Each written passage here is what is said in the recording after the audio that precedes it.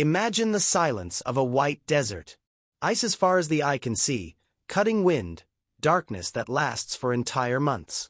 This was the scenario faced by the polar explorers of the 19th and early 20th centuries. For many, these journeys were grand adventures, worthy of heroes. But inside the frozen cabins and the ships trapped in ice, the reality was far more cruel. There was no internet, no helicopter rescue, no telephone. When a group of men was sent to the Arctic or the Antarctic, they knew they would be completely isolated for years. And in this extreme isolation, something inevitable happened. Some went mad.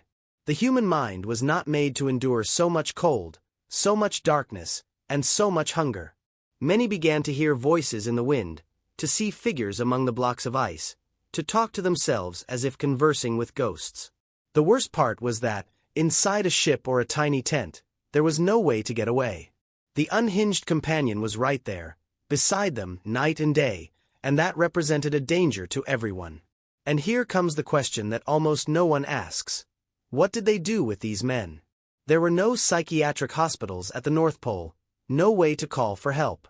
The only option was to decide on the spot, restrain him, lock him up, abandon him, or something even more cruel.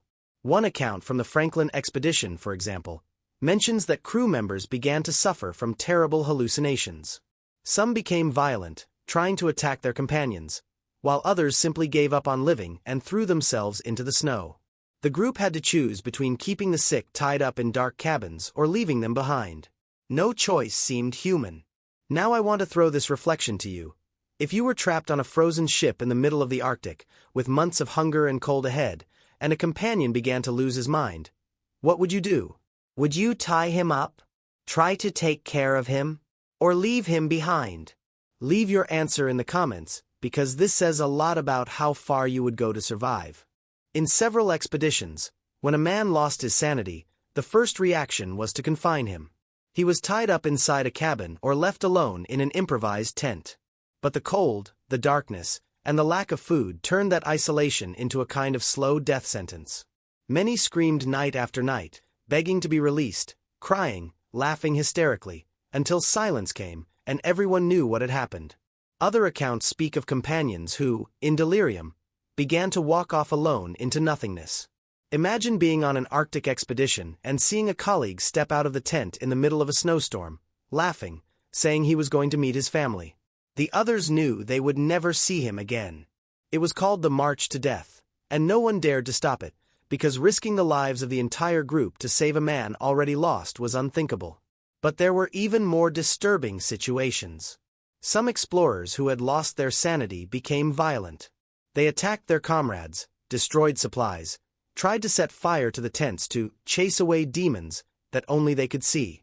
The group had to act quickly, and often the only option was to tie the man up and keep him under constant watch, wasting precious strength from people who were already exhausted.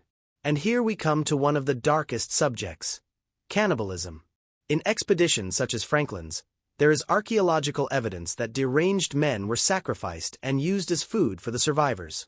Can you imagine the psychological weight of experiencing that? Being surrounded by snow, with no way out, and realizing that your traveling companion could become either food or a threat. Now I want you to think, at the limits of survival, do you believe madness was seen as a disease, or as a sentence that sealed that man's fate? Leave your opinion in the comments, because this is one of those questions that reveals how far each person would go to save themselves. Among all the accounts of polar expeditions, some remain forever marked by the tragic ways in which they dealt with companions who had gone insane. In the Franklin expedition, 1845, dozens of sailors were trapped in the Canadian ice with no chance of return. As the months passed, hunger and cold slowly destroyed the minds of many. Later reports, based on diaries and bones found, suggest that some men, already delirious, were killed by their own comrades and used as food. Others simply vanished, probably wandering into the snow in madness until death. In the Greely expedition, 1881 to 1884, in Greenland, the psychological suffering also became unbearable. When one member began to show signs of delirium and endangered the group, the commander authorized his execution to protect the others. This cruel decision was recorded as necessary, But imagine carrying the guilt of having killed someone who once shared bread and stories with you, simply because he lost his mind in the ice. And in Antarctica, during the Belgica expedition, 1897 to 1899, the isolation was so brutal that the men went months without seeing sunlight. Some began to suffer from severe hallucinations. One crew member, according to records, spent hours talking to himself and trying to force his way out of the cabin, convinced that he was in his own home. The expedition's doctor had to sedate him repeatedly to prevent him from endangering everyone. These stories reveal a lesser-told side of polar exploration. The enemy was not only ice, hunger, or cold. The enemy was also the human mind, fragile, incapable of enduring so much emptiness and silence. And when someone lost his reason, the whole group had to decide whether to protect, abandon, or eliminate him. Choices no survival manual could ever predict. Now I want to know from you. If you were on a polar expedition and a companion began to lose his mind, putting everyone at risk, what would you do? Would you try to help him until the very end, even knowing it could cost everyone's lives? Or would you choose the side of survival, even if that meant abandoning someone in the snow? Leave your opinion in the comments, because this reflection is exactly what keeps the memory of these explorers alive. How far would you go to survive? There is another detail that few people consider when imagining life in the polar regions: the effect of absolute silence.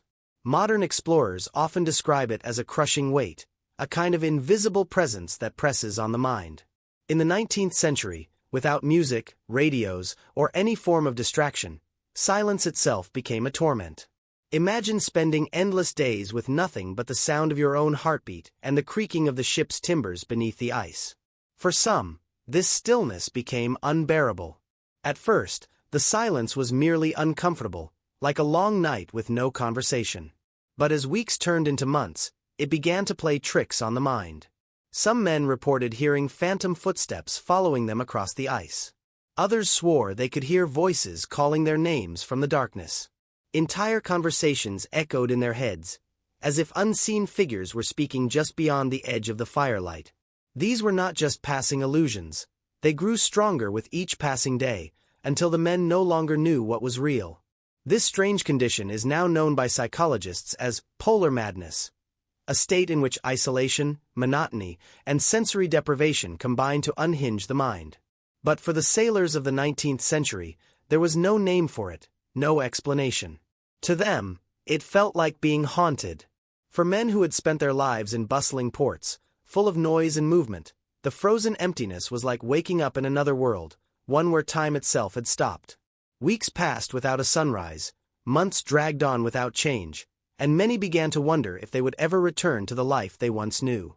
To fight back against this invisible enemy, some turned to ritual and routine. They cleaned the ship over and over, polished their boots in the dark, or paced the deck for hours even though the ship could no longer move. Others sought comfort in small habits, like reading the same pages of a book again and again, or humming old sea shanties until their voices cracked. But for many, the only true escape was writing. Journals became lifelines. Men wrote obsessively, filling page after page with descriptions of ice, cold, and hunger. Some journals were neat and orderly at the beginning, full of optimism and plans for the journey ahead. But as the months passed, the handwriting changed. It became erratic, trembling, with words scratched in the margins and sentences cut short.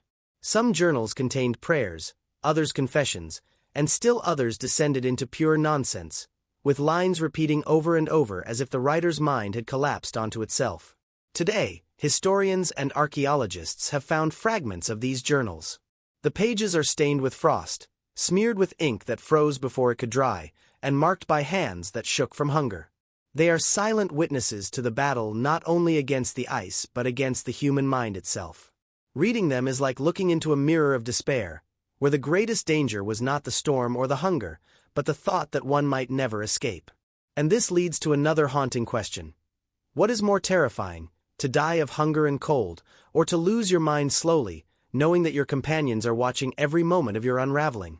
Imagine sitting in a frozen cabin while a man you once trusted begins to laugh at nothing, whisper to shadows, and look at you with eyes that no longer recognize who you are. How long would it take before you, too, began to doubt your own sanity?